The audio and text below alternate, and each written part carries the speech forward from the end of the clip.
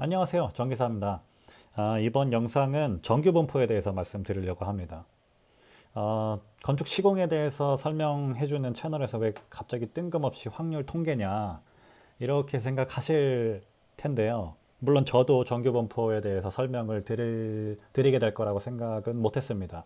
하지만은 이제 공정표 짜는 방법 중에 펄트라는 것이 있고요. 그것을 사용할 때 이제 정규분포를 이용하게 됩니다. 그래서 이제 정규분포가 뭔지 한번 제 채널에서 짚고 가면 이제 펄트를 설명드릴 때도 수월할 것 같고, 그리고 이제 구독자분들이나 시청자분들이 어, 이제 이해하시기에 좋으실 거라고 생각을 해서 준비하게 됐습니다. 그 펄트를 제외하고서라도 정규분포가 뭔지를 아는 것은 이제 그냥 상식 수준에서 좋습니다. 왜냐하면은 이제 우리가 이 정규분포가 어떤 의미를 지니는지를 알면, 어떤 의미를 갖고 있는지를 알면 이제 사회에서 어떤 조사를 할 때 이게 반영이 돼 있구나 이런 측면을 이제 알게 돼서요. 어, 평상시에도 도움이 많이 됩니다. 그렇기 때문에 이제 그냥 한번 들어보시는 것도 좋을 거라고 생각이 듭니다. 일단 굉장히 쉽게 한번 접근을 해볼 거예요. 일단 우리가 주사위가 있다고 가정을 하고요. 그 다음에 주사위를 이제 한번 던져보죠. 그럼 주사위를 한번 던져서 6이 나올 확률은 몇인가요? 간단하죠. 우리는 주사위에 6개의 숫자가 있고 그 중에 아무 숫자나 나올 확률은 6분의 1이죠. 그러면은 제가 궁금한 건 우리가 실제로 주사위를 뭐 6번 던졌다고 하죠. 그러면은 숫자 6이 꼭 한 번 나오나요? 무조건 한 번이 나오나요? 이제 제가 여기서부터 이제 정규분포가 어떻게 어, 형성이 되는 건지를 설명드리고자 합니다. 실제로 주사위를 제가 이 영상에서 던질 수는 없어서 제가 프로그램을 짜봤습니다. 그 프로그램을 가지고 제가 설명을 드릴 거예요. 일단 이 프로그램은 이제 던지는 횟수랑 이제 우리가 원하는 숫자를 지정해 주면은 이제 그 우리가 던진 횟수에서 우리가 원하는 숫자가 몇 번 나왔는지를 이제 보여줍니다. 일단 제가 6번 던지는 거로 하고요. 우리가 바라는 숫자가 6이다. 이렇게 한번 해보죠. 그 다음에 우리가 6번을 던져서 6이 나오는 숫자가 이번에는 아무것도 안 나왔죠. 여기서는 이거는 이제 지금은 큰 의미는 없는데 이제 바 차트를 보여주고 있습니다. 화면을 미리 조절해 놨으면 좋았을 텐데 일단은 다시 한번 던져보죠. 이번엔 한번 나왔네요. 그 다음에 또 한 번 나왔고 안 나왔고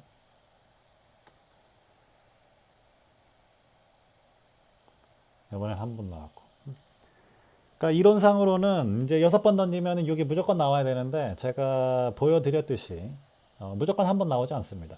그럼 우리는 이번에는 한번 60번 한번 던져보죠. 우리가 60으로 이 변수를 바꾸고 60번 던져보죠. 그러면 이론상으로는 10번이 나와야 되죠. 근데 지금 프로그램 상으로는 6번밖에 안 나왔습니다. 그리고 한번 더 던져보죠. 7번. 또 던지면 8번. 신기하게 하나씩 늘어나고 있네요. 또 던져보면 이번에는 또 8번 나왔습니다. 그러면은 이제 한번 마지막으로 600번 던져보죠. 600번 던지면 이제 100번 나와야 되죠. 그러면은 이번엔 98번 나왔고 88번 나왔고. 그러니까 제가 여기서 말씀드리고 싶은 거는 우리가 실제로 그 확률을 접근하게 되면 이론상의 확률이 무조건 나온다는 보장이 없습니다. 그렇기 때문에 이 6분의 1의 확률에 대한 우리가 이제 검토가 필요한 거죠. 그러면 제가 굳이 여기까지는 할 필요는 없었는데 아까는 이제 나오는 개수만 제가 보여드렸고요. 요 6번 던져서 뭐 몇 번 나왔는지를 이제 확률로 한번 접근해 보죠. 이제 1분의 6은 1.6667이죠. 그러면은 우리는 그게 나와야 됩니다. 근데 아까 제가 보여드렸다시피 그 확률이 나올 수도 있고 안 나올 수도 있습니다. 이번에는 이제 한 번도 안 나온 거죠. 그래서 확률이 0이고 계속 0이 뜨네요.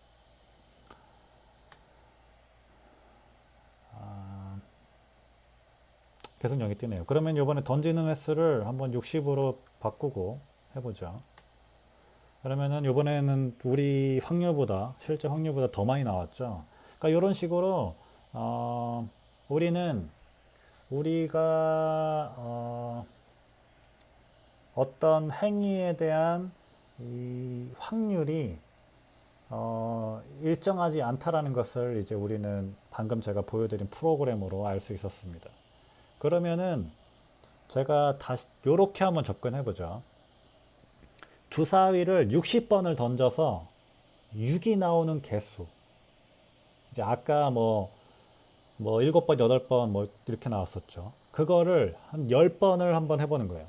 60번 던져서 6이 나오는 개수를 한번 세고 그거를 10번을 센 다음에 그 10번이 이제 어떻게 분포가 되어 있는지 그렇게 제가 한번 또 보여드릴 거예요. 그렇게 한번 보여드릴게요.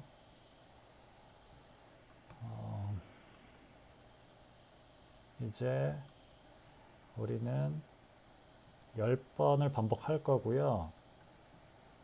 그 다음에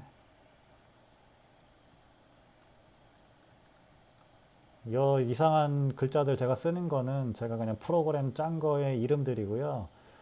크게 신경 안 쓰셔도 됩니다. 그냥 제가 이거를 하고 있는 이유는 실제로 프로그램으로 돌렸을 때 우리가 진짜 그렇게 나온다. 실제로 우리가 갖고 있는 이론상의 확률과 다른 식으로 우리가 나온다라는 걸 보여드리기 위해서 이렇게 일부러 강의를 준비한 거고요. 이제는 요 바 차트가 중요해집니다. 한번 보시죠. 그러면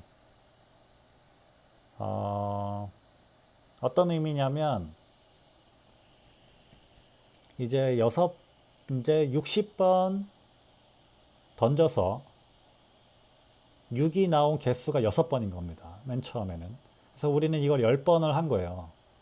그래서 요거를 이제 나온 개수만큼 이제 6번이 4번 나온 겁니다. 그리고 뭐 10번은 이제 한 번 나왔죠. 이제 요런 거고요. 한 번 더 해보죠. 한 번 더 던져보죠. 그러면 이제 아까와는 조금 다른 결과가 나왔습니다. 일단은 이 바 차트를 보면 뭐 큰 형태는 없죠. 그러면은 요 PPT에 나와 있는 것처럼 요번에는 이제 60번 던지는 것을 100번 해보죠.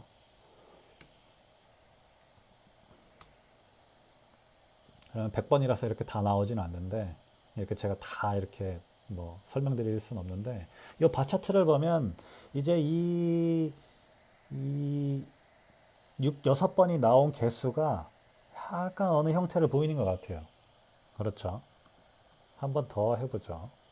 이번에는 분포만 나오는 거로 해서 아까랑은 좀 다른데 아까처럼 약간 이런 볼록한 모양, 그 모양이 어느 정도 조금씩 보이죠. 제가 계속해서 한번 돌려볼게요.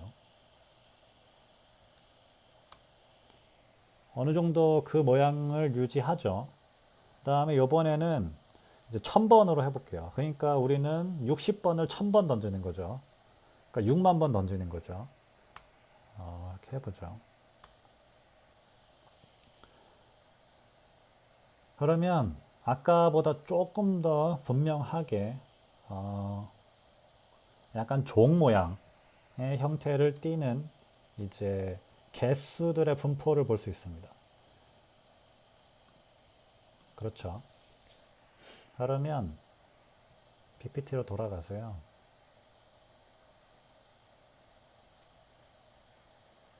아까 이제 이 세 개의 그래프는 제가 이 PPT를 만들 때 똑같은 프로그램을 사용해서 그냥 얻은 이 그래프들을 이렇게 딴 거고요. 제가 보여드리고 싶었던 건 제가 말씀드리기도 했는데 이 많이 던질수록 이 종 모양의 형태를 띠게 됩니다. 제가 그냥 이렇게 따봤고요. 이런 종 모양의 형태를 띠게 되는 이제 분포를 우리는 볼 수 있게 됩니다.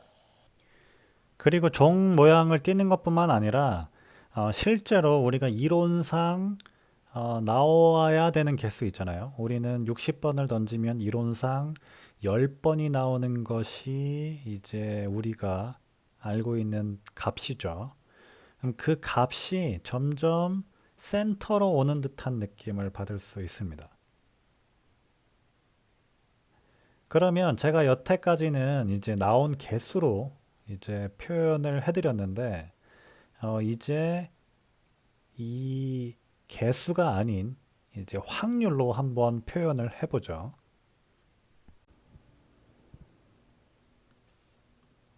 아까랑 똑같이 할 건데요. 이번에는 그 이제 우리가 10번을 던진다고 했을 때 60번 던지는 것을 10번을 한다고 했을 때 그 10번 중에 6이 나온 개수가 어떻게 분포하는지 그것을 확률로 표현하는 겁니다. 일단은 10번 던질 거고요. 그 다음에 바 차트를 보면 이제 뭐 6번 나온 거 이제 6이 6번 나온 것은 10%입니다. 반면에 이제 12번 나온 것은 이제 40%고요. 반면에 이제 한번 100번 던져보죠.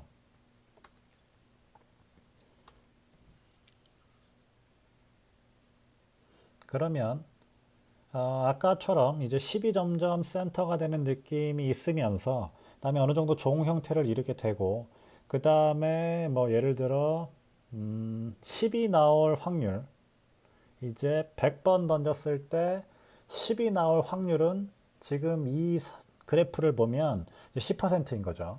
이제 다시 이제 한번 1000번 던져보죠.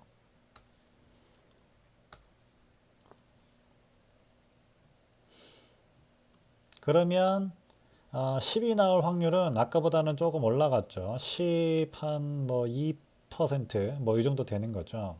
그 다음에 아까 점점 종 모양이 되고 그 다음에 이제 10이 센터가 되는 느낌 한 번 더 해볼게요.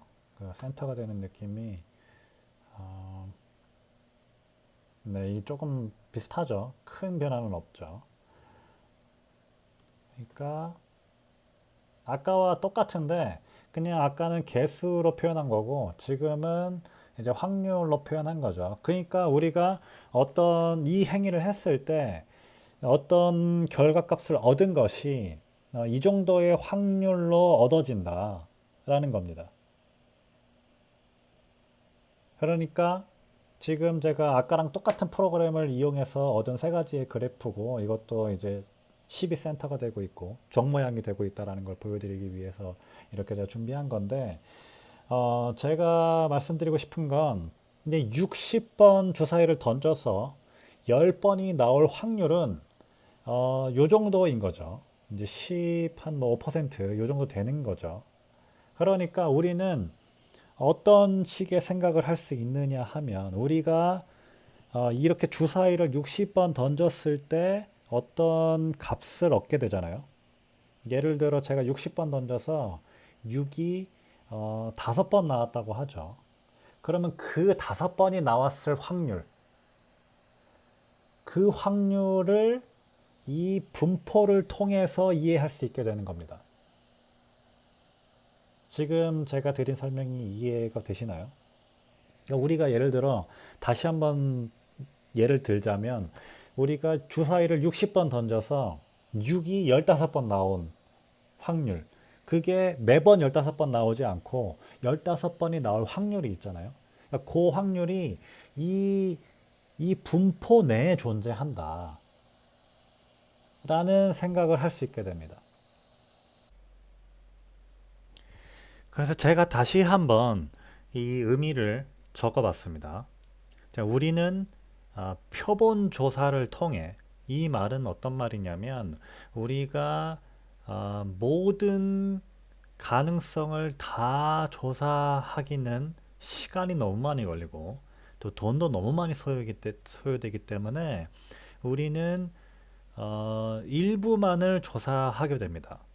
그래서 그 일부만을 조사해서 얻은 결과값, 그 결과값을 얻을 수 있는 확률이 존재하고 그 확률은 방금 보여드린 종 모양의 확률 분포 안에 존재한다 라는 가정을 세울 수 있게 되는 겁니다.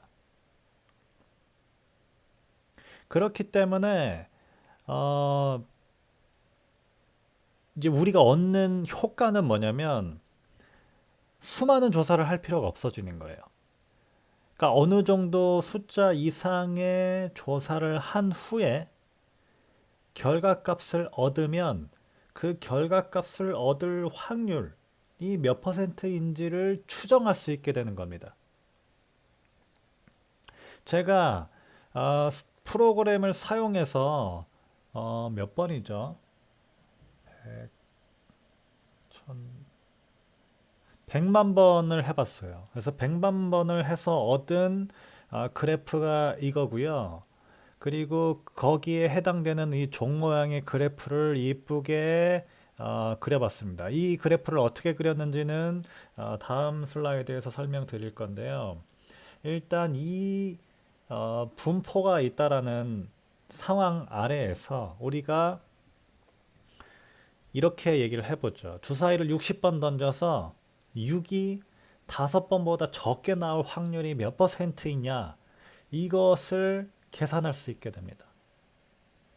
그 계산을 이 분포의 이 5보다 아래에 있는 이 종 모양의 이 분포 넓이를 계산하게 되면 이제 우리는 그 값이 나올 수 있는 확률을 알 수 있게 됩니다. 아주 중요한 얘기고요. 이 얘기를 통해서 너무나도 많은 발전이 이루어지게 됩니다. 이 종 모양의 분포를 정규 분포라고 하고요. 영어로는 normal distribution 또는 Gaussian distribution이라고 합니다. 제가 이 종 모양을 그릴 수 있었던 것은 이 공식을 통해서 얻은 건데요. 보기에는 복잡해 보이지만 실제로 우리가 필요한 변수는 두 가지밖에 없습니다. 평균과 분산만 알면 이 종 모양의 그래프를 그릴 수 있게 됩니다. 제가 여기 적어 놓은 대로 이 분포는 수많은 통계 분석의 기본 가정으로 적용이 되게 되고요. 예를 들어 대통령 선호도 조사를 한다라고 해보죠. 이제 우리나라 대통령이 아닌 트럼프의 선호도 조사를 한다고 해보죠. 그러면 우리는 1000명을 조사를 하는 거예요. 미국 인구가 제가 알기로는 3억이 넘는 거로 알고 있습니다. 근데 3억 명한테 전부 다 물어보기에는 너무나 많은 시간이 들고 돈이 들기 때문에 한 1000명만 이제 조사를 하는 거죠. 그러면은 1000명이 1000명 조사를 했는데 1000명 중에 50%가 트럼프가 잘하고 있다라고 얘기했다고 조사가 됐다고 하죠. 그러면 우리가 그 50%라는 결과를 얻을 수 있는 확률이 몇 %나 되느냐? 그것을 이 정규 분포를 통해서 알 수 있게 되는 겁니다. 제가 이 주사위를 통해서 예를 들었지만 이제 수많은 것들이 이런 식으로 적용이 되게 됩니다. 그러니까 뭐 1000명이 다른 1000명을 뽑았을 때 뭐 48%가 나올 수도 있고 뭐 심하게는 뭐 30%가 나올 수도 있죠. 그러면은 그것이 정말 우리가 얼마나 신뢰를 할 수 있는 값인가를 이 정규 분포를 통해서 판단을 하게 되는 겁니다.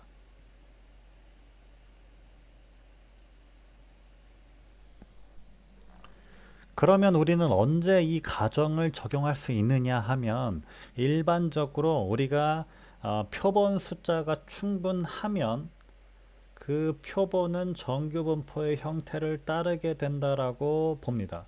제가 10번, 그러니까 60번 던지는 것을 뭐 10번 하고, 뭐 100번 하고, 1000번 하고, 이런 것을 보여드렸던 게, 이제 숫자가 늘어나면 늘어날수록 정규분포를 따르게 되는 것을 보여드리고 싶어서 제가 강의를 그렇게 준비를 한 겁니다. 제가 보여드린 것뿐만 아니라 이 내용은 수학적으로 증명이 되어 있습니다. 그 내용은 중심 극한 정리라고 하고요. 그 내용 자체가 그냥 표본이 많으면 많을수록 정규분포의 형태를 따르게 된다라는 내용입니다. 근데 제가 그 내용까지 이제 이 강의에서 보여드릴 필요는 없다고 생각해서 일단 제외를 했고요. 일반적으로는 표본 숫자가 한 30개 이상 정도 되면 우리가 이 표본들이 정규분포를 따른다라고 가정하는데 충분한 숫자이다 라고 봅니다. 물론 많으면 많을수록 좋습니다. 정규분포의 특성을 간단하게만 말씀드리면 일정한 형태를 유지하게 됩니다. 이제 평균이 센터가 되게 되고요. 그 다음에 그 분산에 따라서 그 너비가 결정되는데 그 퍼져 있는 정도는 일정합니다. 여기 적혀 있는 대로 평균에서 표준 편차 플러스 1, 마이너스 1 사이의 퍼센테이지는 68.27이고요. 그 이제 오른쪽으로는 15.73, 왼쪽으로는 15.73의 퍼센트가 존재하게 됩니다. 물론 제가 여기서 보여드린 그래프대로 분산이 바뀌면, 그러니까 평균이 바뀌면은 센터가 바뀌게 되는 거고요. 이 초록색을 보면은 이것만 평균이 마이너스 2잖아요. 그리고 분산이 바뀌면은 이게 뾰족한 정도, 평평한 정도가 바뀌게 됩니다. 하지만 이게 이 분산이 이제 퍼져 있는 정도를 계산하면 이 넓이는 똑같습니다. 참고하실 수 있는 블로그가 있고요. 여기 굉장히 정리를 잘 해주셨어요. 그래서 이 블로그를 읽어보셔도 도움이 많이 될 거라고 생각이 들고요. 제가 이 링크는 공유하도록 하겠습니다. 이 강의는 여기까지 준비했고요. 그 다음에 제가 이제 너비를 구하고 이런 것들을 어떻게 하는지 그런 것을 이 다음 강의에서 설명해 드리고자 합니다. 그러면 일단 제 채널에서 필요한 정규분포의 활용은 끝나지 않을까 싶습니다. 정기사였습니다. 감사합니다.